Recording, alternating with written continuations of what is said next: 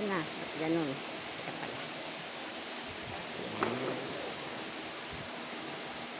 Wow, sarap na na.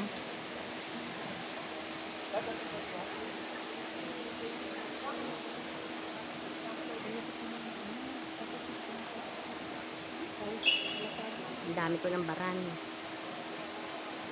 Sige, sasabak din ako dyan. Baka sakaling sumigla ako.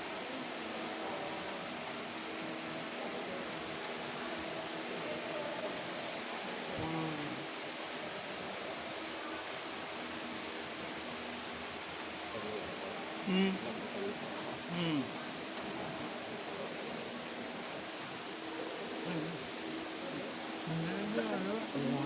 Ha? Basta. Tapos i-massage kita, basa likod mo. Okay lang yan.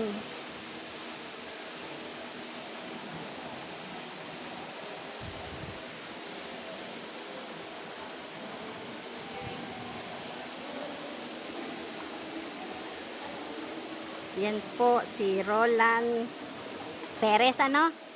Yan, siya po yung isa po sa therapist na maisasama ko po sa Malacanang. At ito naman po si Ate. Te, anong ngalan mo? Nina.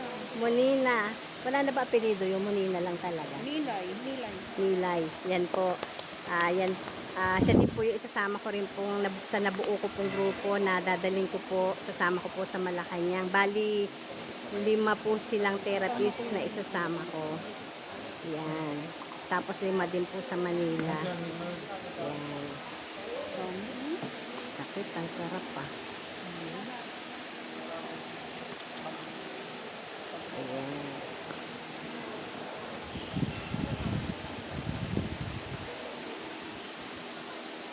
Magkano bili mo dyan, Roland? Bigay? Ha? 3-2 saan? Dapat pala makabili din para Shopee. Para pang sa group natin, ano?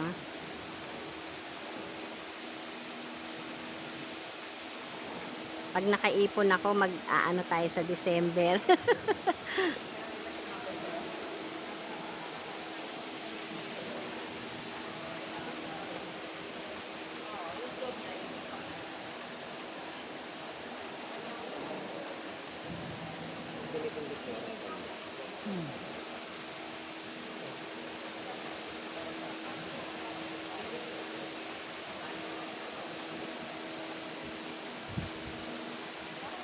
Ay, nagsisiko pa rin.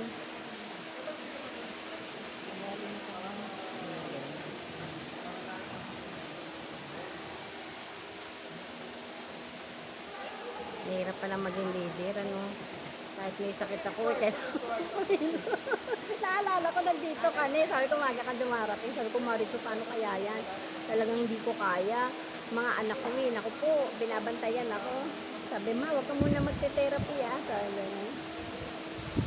Sabi ko, pagka gumanda pa kita magbantayan. Kala ko naman talaga, dito ka na. Hindi, nagluto pa nga kami. Hintay ko pa yung mga luto ng anak ko. Tig-4 na kilo yun, pinaluto ko na yun.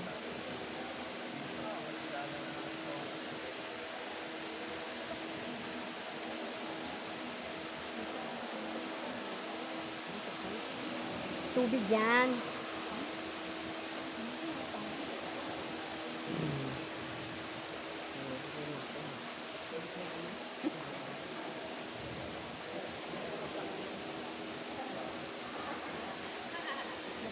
Urong daw yata yung punta pa.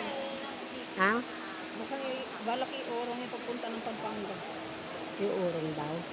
Kasi parang baka mamaya kulang ang budget at ang bayad sa budget. Maraming sumasama na eh.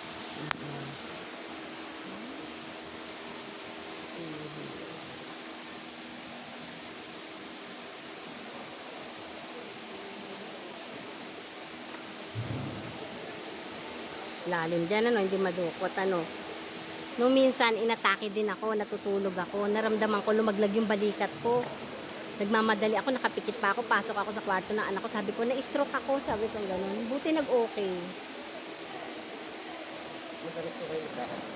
Pagka nag-iintindi ako sa pera. Sa stress.